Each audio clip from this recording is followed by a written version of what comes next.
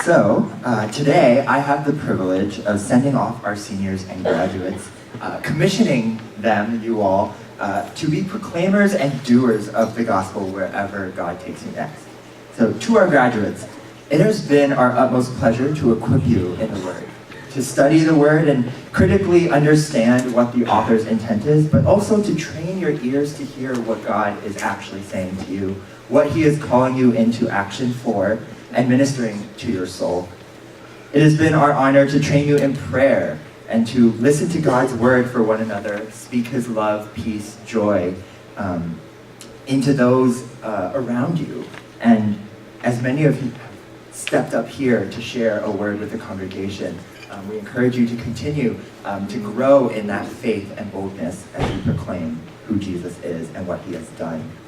It has been our honor to raise you up in your gifts. Some of you have praised with us, led us in praise, have stepped into your pastoral calling, have exhorted and used your teaching gifts. Still others have expressed hospitality, encouragement, prophetic worship, and prophetic art. Many, many other things as well. And of course, it has been our honor to call you brother and sister, co-heirs of Christ through whom we have shared in joys and triumphs, trials and pains, sorrows, frustrations, and everything that comes from doing life together. You are disciples of all nations who have come to be taught to obey all that the Lord has commanded. And you have learned to do the stuff that Jesus did. And so on behalf of the elders and the leaders of the Vineyard Church of Ithaca, we want to thank you for the privilege of being a part of your spiritual journeys here as you have been with us. As we are indeed sad to part ways, know that we will continue to pray for you as you begin this next chapter of your lives. God has entrusted you to our care, but we also know and we believe that God is faithful and will entrust you to the care of another as we move forward. Would you all find a community of believers to call home, full of mentors whom you would be able to look to as examples of God's indescribable faithfulness as you have done here? Peers to cry and rejoice with as you have done here, and disciples to be made whom you may bless and equip with all that you have learned in your time here in Ithaca. The right community for you will not be easy to find. Don't expect for it to fall into your laps. But I'm confident in God's faithfulness that He will provide everything that you need for life and godliness. He has done great things, and we believe indeed that He will do it again. So to remind us of what God has done in our midst, we have asked a few of our graduates to share some parting words. So without further rambling from me, let me introduce Dan Wolfe.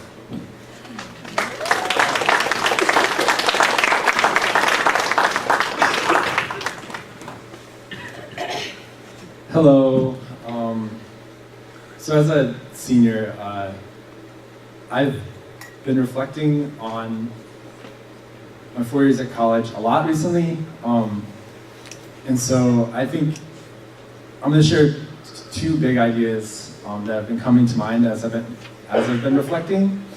So one is about community, and another is about trusting God in the midst of difficult places. And I've actually, some people on this may have already heard me talk about these things because I've talked about them at other senior share type things, but yeah, I don't think anybody's necessarily heard both of them.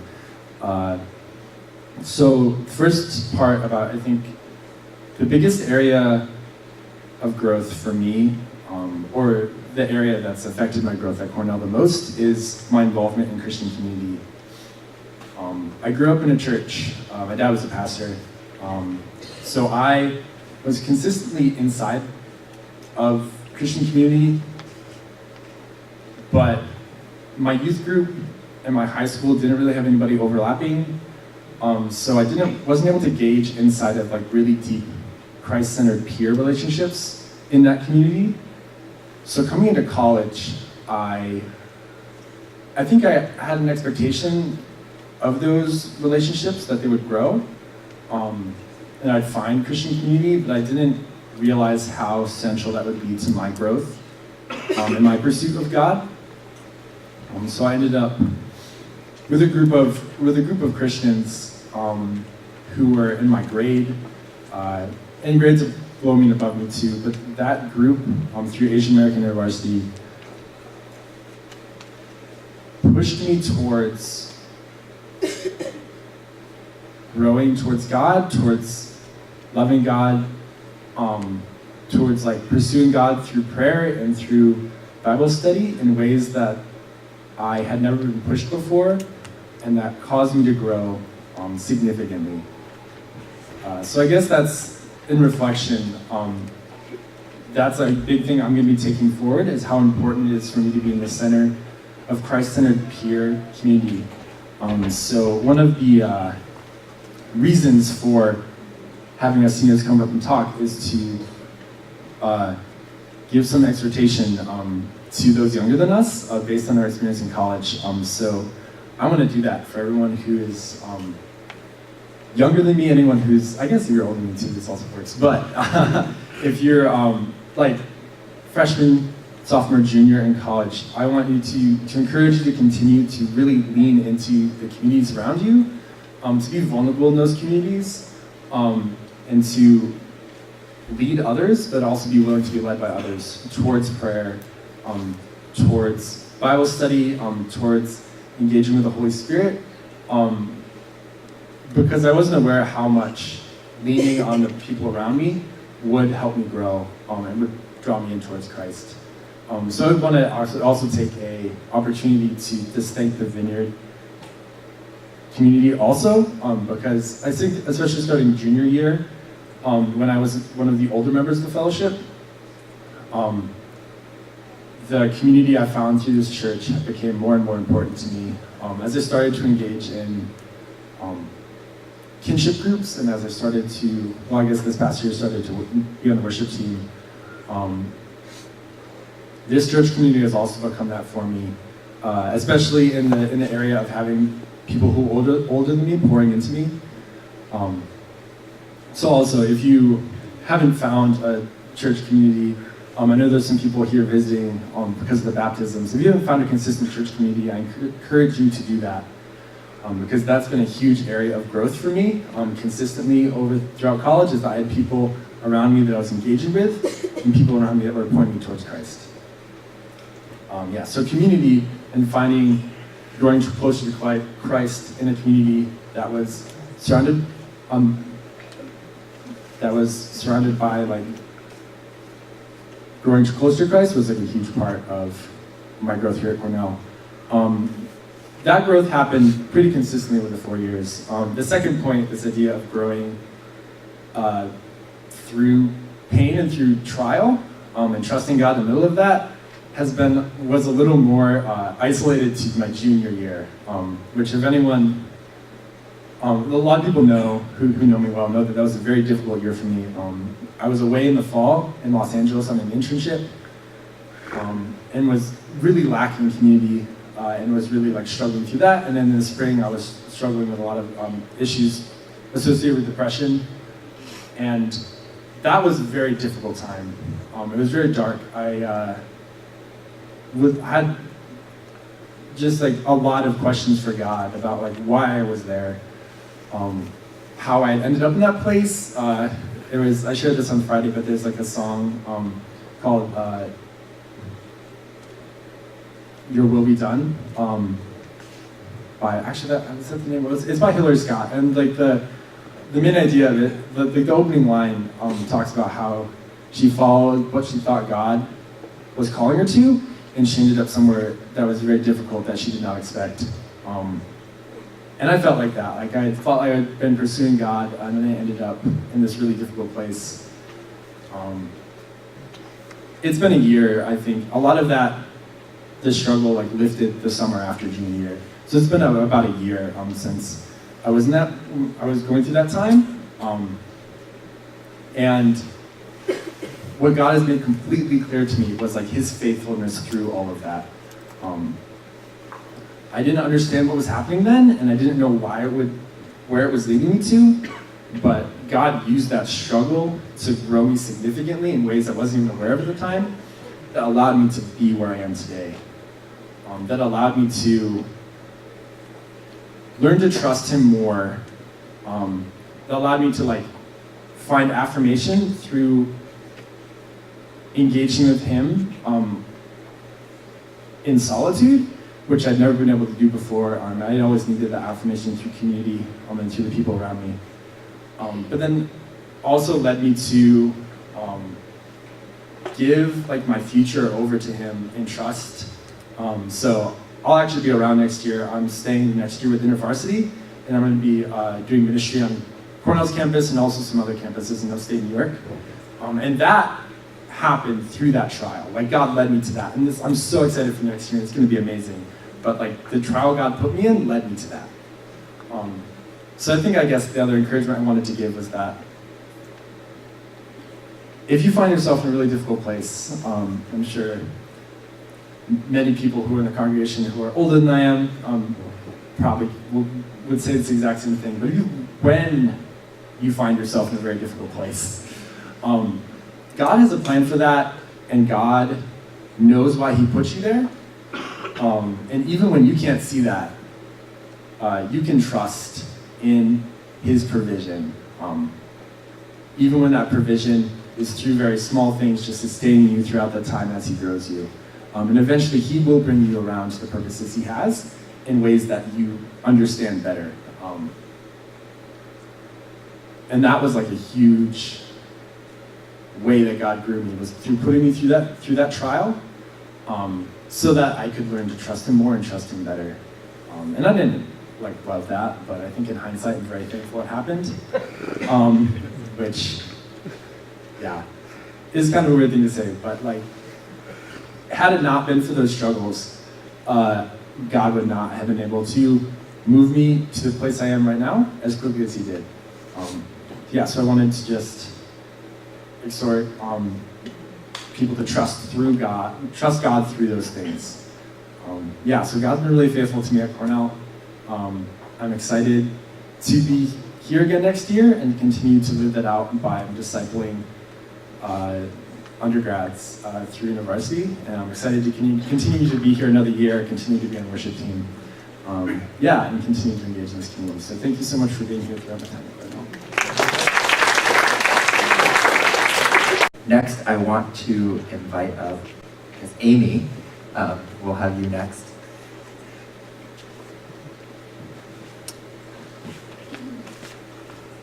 Good morning.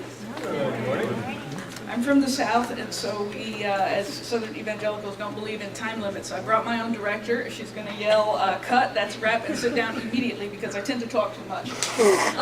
Angela, you got the PowerPoint? There we go. All right, so I'm just going to yell slide whenever we want to go to the next one here. All right, to describe what I've learned over the past 3 years, I thought I would tell you a story about what happened each of the 3 years. Now, law school takes 3 years.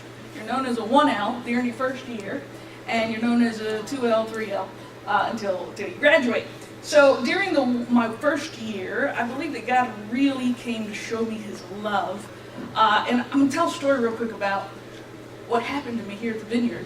And some of you have already heard this story. Some of you have heard it several times. But I know there's some of you who have never heard it at all. When I got to Cornell, I was really a hollowed out shell of the person that I used to be. I'd been diagnosed with severe depression. I'd lost full mobility of my body. Some of y'all remember I used to walk around on a cane due to an inexplicable neurological condition that I had. I hadn't slept very well for years, and when I did finally manage to fall asleep, some horrific nightmares haunted me. I guess we go to the next slide.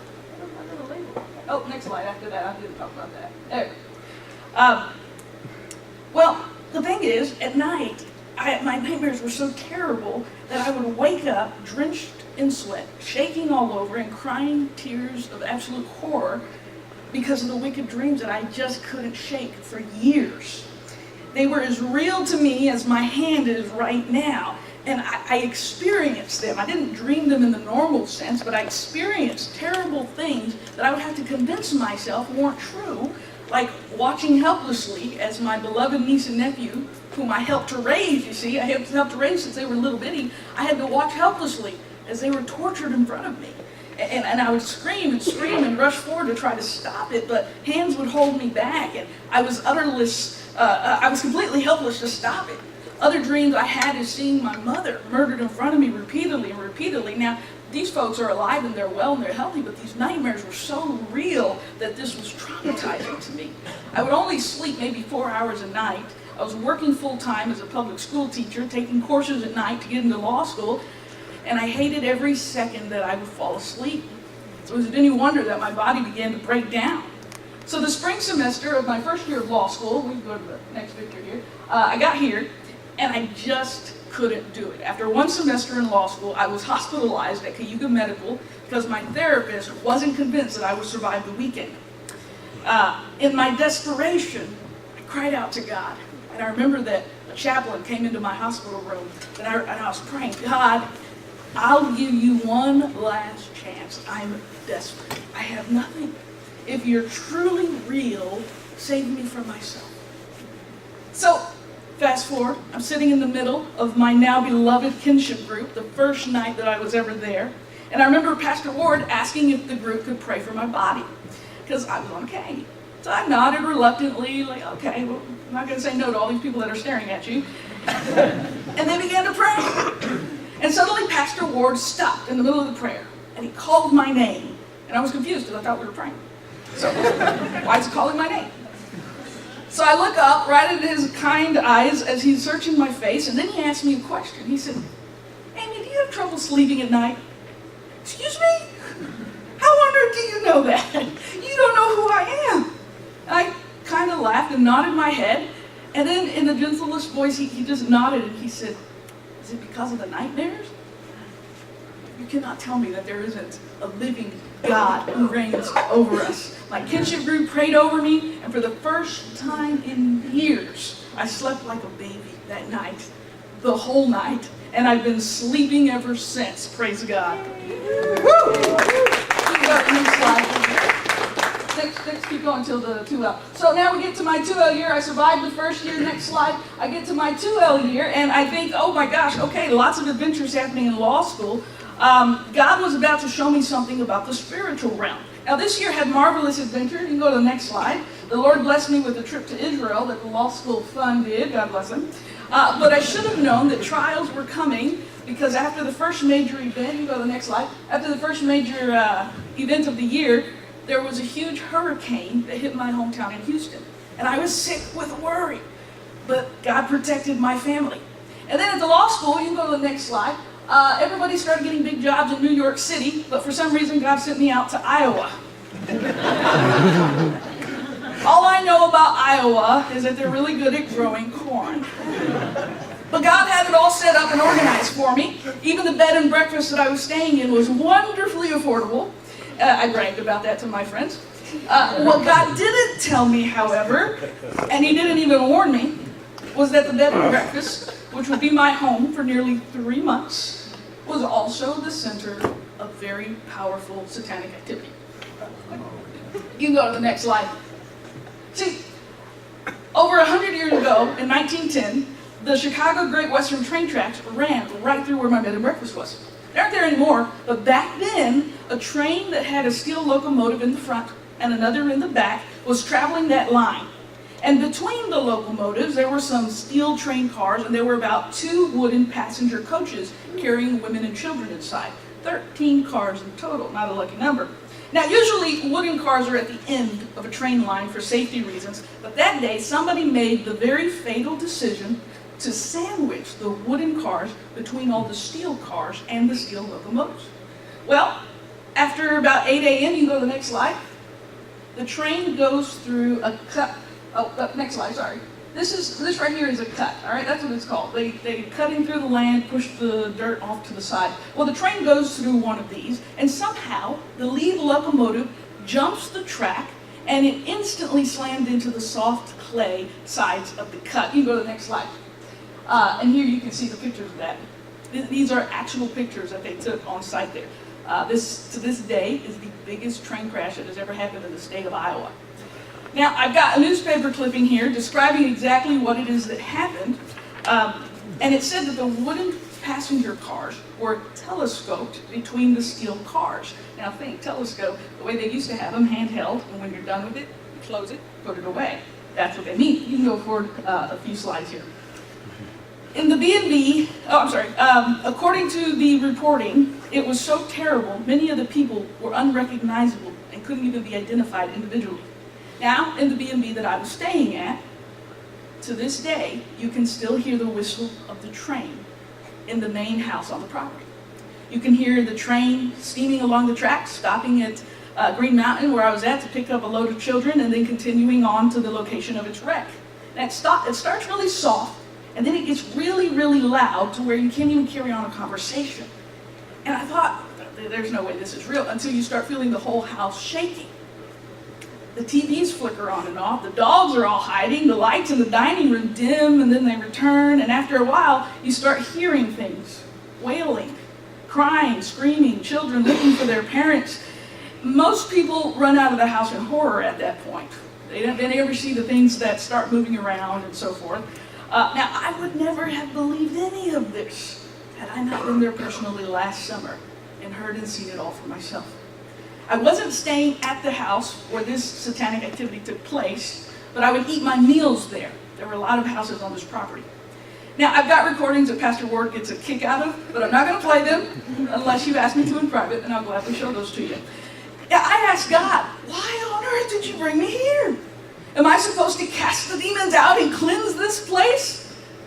No, I felt that inside. No, you can keep going on the slides here. No, I felt very clearly inside of me, you're not to cast the demons out of here. Why not, God? I'll call in backup from New York. I'll bring in Betty. I'll call in my mom from home, and we'll work the works of God in this place. But God, again, said no.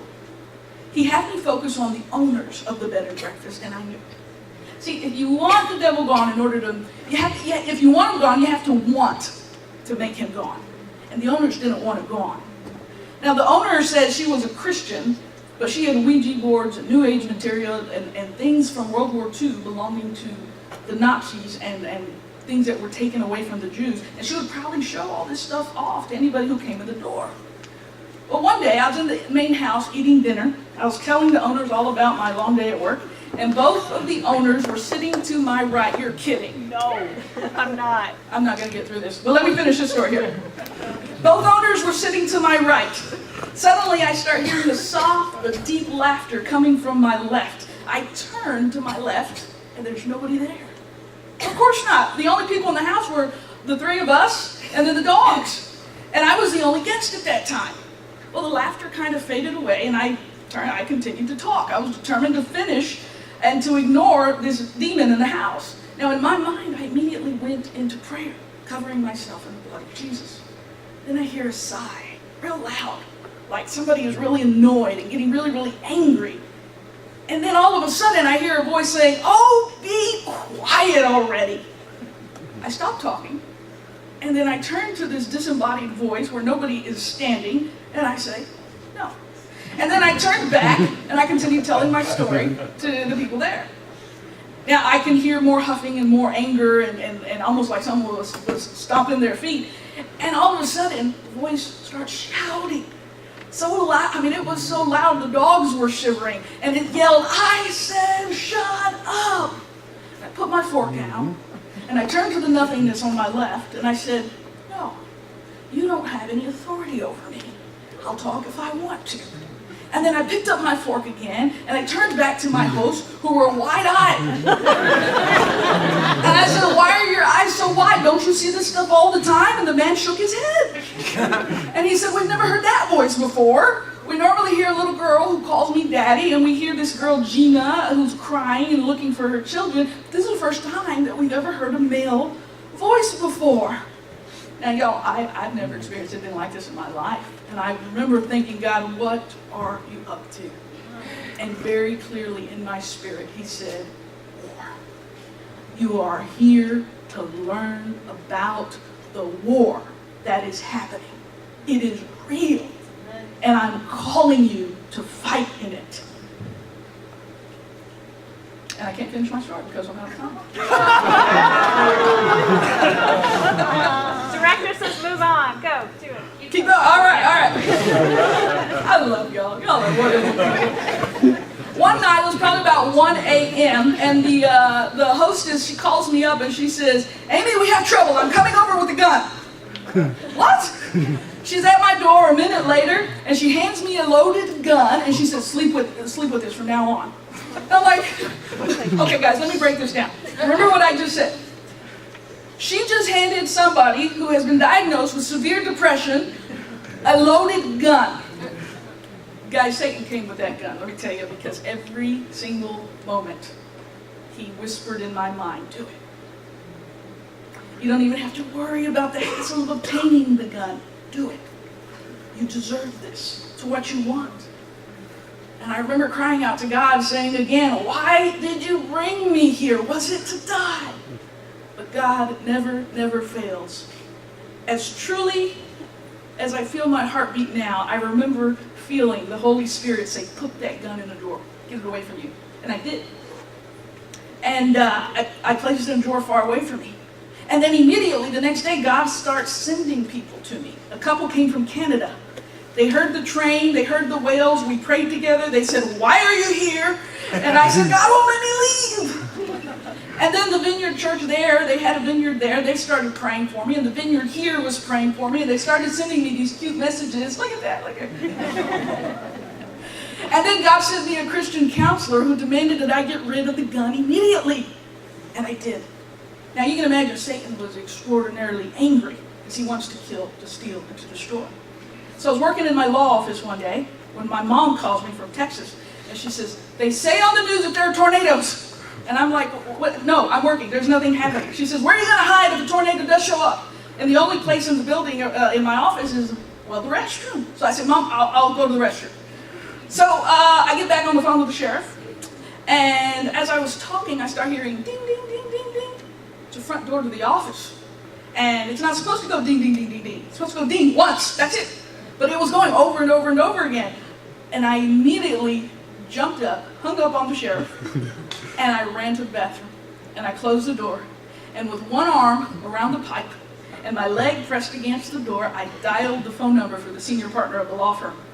He said, hey, Amy, how's it going? I said, oh, you know, electricity blinking on and off. Hey, boss, I'm fine, you know. There's just a tornado outside, but everything's all right. Well, that got his attention because he's a local from Iowa. And I kept my voice very calm, but inside I was crying, Jesus, am I going to die here? Good Lord! And I remember hearing really loud noises, but my focus was on the sound of my boss's voice. And I learned later that he was in full panic mode, also wondering if I was about to die.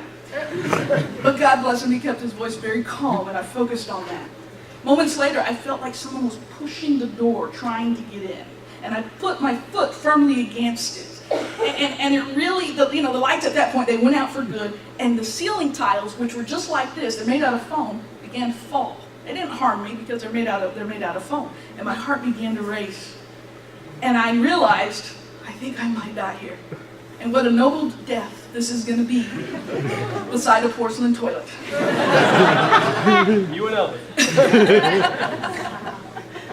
After a moment, everything was quiet, and I opened the door and I looked out my office where I'd just been sitting, and that's what I saw. Okay, this PowerPoint doesn't like us. Everybody tilt your head like that. That's what I saw. I had just been sitting right there. The door was blocked with debris from the outside, so men from the law firm next door, they came to dig me out, and when they saw me, they said, were you in there this whole time? Why on earth weren't you in the basement? And I look at them and I say, there's a basement? Go to the next slide, guys. The entire building was demolished. Now again, we have to turn our head. You can see that the ceiling is completely off. You're looking at the blue sky right there. The only thing left intact of the entire building that I was in is a restroom where I had been sheltered. You can see exactly where God's hand cupped right over me and kept me safe. And even though the ceiling tiles had tumbled down, the roof itself was still over the restroom. The roof was there, and no other part of the building. The tornado, one of more than 10, I later learned, had touched down right on my street. Marshalltown, Iowa had not had a tornado in over a decade. Psalm 138:7 says, though I walk in the midst of trouble, you preserve my life. You stretch out your hand against the anger of my foes, and with your right hand, you save me.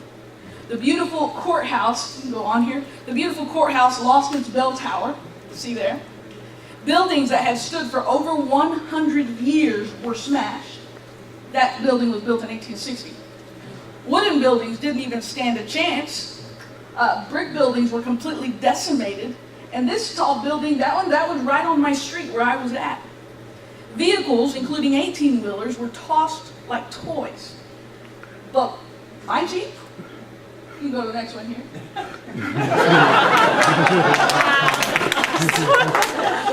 I didn't park where I normally park. When I came back from lunch, something in me, thank you Holy Spirit, said park across the street. When I came out, the place where I normally park, there was this huge shipping container. Now, because I'm on a time limit here, I'm going to stop right here. But praise God for His faithfulness. Last but not least, Megan and no, just Joe Mattson, all right? Awesome. So you have to pardon my voice. I essentially spent the night in Vegas last night. One of our professors throws a big casino night for all the graduating seniors, and the grad students are their dealers. So I was yelling at a bunch of undergraduates. One of them, in fact, is here today. So I had one hope in doing this, and it was that I wouldn't have to follow Amy. And here I am. So Ward asked me to speak for nominally 10 minutes. And You have 4. I'm surprised I even have 4. And so I did what I normally do, and I accepted before realizing what I was being asked to do. And I wasn't being asked to filibuster or provide some platitudes or anything like that. I wasn't asked to fill time until the real speakers came up to the front. I signed up to be one of the real speakers today, which admittedly is a little nerve-wracking. It's a little scary. So I've been up here before reading a green script telling you about who's in charge of picking up the donuts when the service is done. And that's easy. Right? I can throw out a number of jokes that tend to not land, which is no problem. But to actually be up here trying to tell a story, something of substance, requires, I think, knowledge and vulnerability and confidence and the ability to tell a story, which not everyone has in spades. And so if you hear my voice shake, it probably is nerves. Maybe it's the Holy Spirit, but it feels right now like it's nerves. So just bear with me. Helpfully, though, Ward gave me the prompt, the very narrow, specific prompt of address what God has taught you at your time at school. So if you're like me, that can take about as long as an elevator ride, or that can fill many books, but this 10-minute testimonial purgatory is a little tricky, so I'll do what I can. And it actually made me think, I watched this is an aside, but I watched this like 10-minute YouTube recap about the Avengers, because I hadn't really kept up with the franchise. And so I was like, okay, 10 minutes, catch me up, who's who, what's gonna happen in the last movie. Unhelpful, right? Much more confusing than just going to the movie. And so this will be sort of your YouTube 10-minute recap as I'm sort of trying to tell the story of what the Lord has been teaching me since I came here. But I came here in 2013, straight out of undergraduate, to pursue my PhD in chemical engineering. And it was in my first year in Ithaca that I came to the Lord, I came to the vineyard. I came to the vineyard largely out of laziness because it's across the street from where I live. I didn't want to drive to church. But it's here, Ward and Betty had come to Ithaca pretty much the same time I had. And so when I had got here, they had sort of just folded me in with their family. And so I was invited to family functions. They brought me to their kinship group. It's here that I met, people like Peter and Akina, who are probably my 2 best friends now, right? And so it's them and people like them that encourage me to keep coming to church. But, and this is a bit of an origin story, I suppose, but the reason I came to church in the first place was selfish. I had been dumped by my girlfriend in undergraduate when she became a Christian. And I was like, okay, if I can just become a Christian, I will use church as a personal springboard to impress a girl, a common refrain of a 20-year-old man, and then everything will be rectified, and it'll be perfect. And so the weird part of the story is that it worked. And so we did. We briefly got back together. The Lord allowed that to happen. He's like, okay, this is what you want. I'm going to give you exactly what you want. And shortly after, we got back together. I started feeling conflicted. And it wasn't right. It wasn't the same. And so I remember the very night I did it, it was right after kinship. It was because of something Winston Black said, if you know him. But he said, when you read the Bible, you never see Jesus praying right before he falls asleep. And I was like, yeah, that's true. He actually cares about it. And so that night, I went outside. I removed myself from my bed because I was guilty of falling asleep mid-prayer. And so I walked outside and I prayed one of the realest prayers I had ever prayed, just looking for an answer. And he spoke to me, I think, as clearly as he ever has in words that I couldn't mistake. And he told me there's no faith to return to what you know, and it's going to take all the faith in the world to walk towards something new. And I knew exactly what he meant. And so, although it was difficult, it was heartbreaking, I actually ended this relationship that I somewhat recently gotten back into. And he taught me, I think, a very valuable lesson that I'm glad I got early. And it's that missing something and wanting something back aren't necessarily the same thing. That it's okay for me to cherish the memory, to know that I've been shaped by someone, but to also know that the work that we were doing in each other is done, and that the Lord has something greater for me. And he certainly did. And beyond that time, and my wife is laughing, she's like, yeah, greater! So spoiler alert, Megan was greater. She's super red right now. But he had, and so that moment was this catalyzing moment in my faith. So I'd been plugged in a little bit before that, but that was this moment where I came to him in this time of need. And I know it's like this, sad sob story of some mid-20s love and whatever. But it was really this moment of heartbreak where I didn't know what to do, and I was so confused and I was so conflicted. He met me right where I was, and he said, you have a choice. You can do whatever you want. But here's what I think you should do. And after I followed him and took his advice, which was difficult, he has been nothing but full of blessing and grace and love. He has followed myself through my entire time here at Cornell. He brought me something better, right, in Megan. And he provided for all that I've needed in school, for our wedding, for what's happening after school. He has just consistently been there. And so it was in this time, I did want to share just two passages that, after that moment, that he's been working with me. One of them has been stuck with me for years.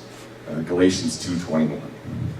Do not forsake the grace of God, for if righteousness can be obtained through the law, then Christ died for nothing. When I first read that, it popped out of my Bible. It meant everything to me. The password for my computer, which maybe it shouldn't be anymore. I'll probably change it to the second verse I shared today. But I used to think that meant only that we are human and incapable of fulfilling the law, and that's why we need Christ, which is, I think, true, but it's kind of a hollow truth. It's not everything. And recently he's been telling me this also means I love you so much that I take everything that you do with the utmost seriousness.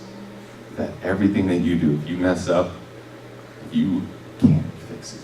There aren't rules that you can follow that will fix it. You need me to fix it for you. You need me in your life.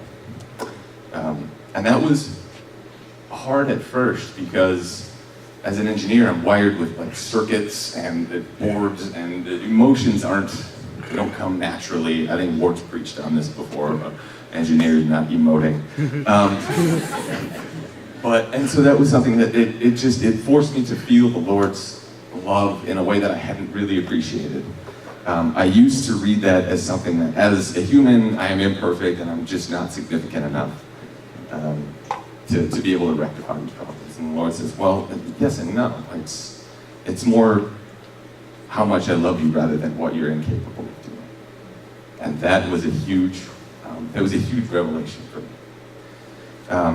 Secondly, I had 3, but I don't want to go way over it. I'll just read the second one because it's super helpful and I don't really need to expound on it. I imagine a fraction of us might find it useful, but it's Proverbs 14:23. In all toil there is profit, but mere talk tends only to poverty. I don't think I need to expound on why I found that particularly helpful. I'm sure many people can resonate why that might be something too. I mean, most of the Proverbs, right? Read a proverb, guide your life by it. You're going to be okay.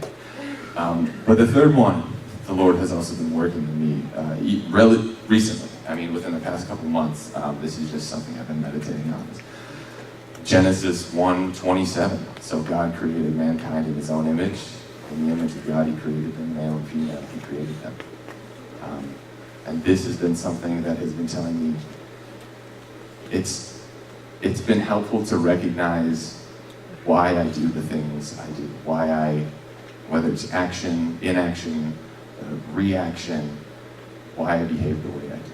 And part of it is because, why I like the things I do is because I'm made in the image of the Lord. I'm a representation of the Lord.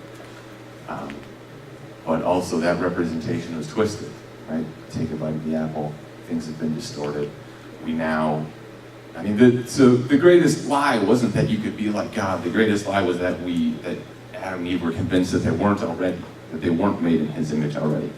And so they distorted what it meant. And so I've been reflecting on what it means to be the image of God, and then those moments in my life where I distort the meaning of the image of God. If I'm in a meeting and someone comes unprepared, I might get frustrated because the image of God says God created the universe, he's controlling, all-knowing, and then I distort that image and they say, okay, so I need to be that. I need to be all-controlling and all-knowing. And if you come unprepared, then I get frustrated, right? Or the image of God would say, I want to be loved, and it hurts when I'm not loved, or you love something else. And then I find if I react a certain way, if I'm shut out from something, if I'm excluded, I feel as though, well, now I'm not loved anymore and I'm hurt. So I start to twist what it means to be made in the image of God. But also the positives. When you make something, it feels good. I mean, just most of the people here, Legos, awesome. You build a house, it feels great. You build a house that doesn't look awesome, and you're a little frustrated, right? Because you know you're creative. You know you can do something. And that's the image of God, again, reflected in me. And so I've really been meditating on the fact that God made us to be like him, right? And although that's not something that we can achieve on our own power, we have so many elements of that. There's so many whispers of that in our everyday life. And he has been preaching and talking to me so clearly that you are a representation of me. And I want you to be aware of all the positive that you are is me. And the negatives that you see, sometimes they're you twisting what it means to worship the Lord, to be a part of the Lord, to be a part of his family. And so that's something that's been working in me relatively recently. It's helped me to be a better student, a better friend, better husband. Look to Megan for confirmation. Yeah, she says yes, better husband. And so is that a no? All right, we'll talk about it after the service. But he's been moving in me so much lately, and I just wanted to share these few pieces of scripture because they've really been formative to me. I don't want to take any more of your time, but I'm just so happy, so blessed, so looking forward to how the Lord has prepared Megan and I for this next step in our lives together. And I pray that you all can experience the blessing that he's able to pour out. And I pray that she and I never take him for granted because he has been unbelievably reliable to us. Thank you.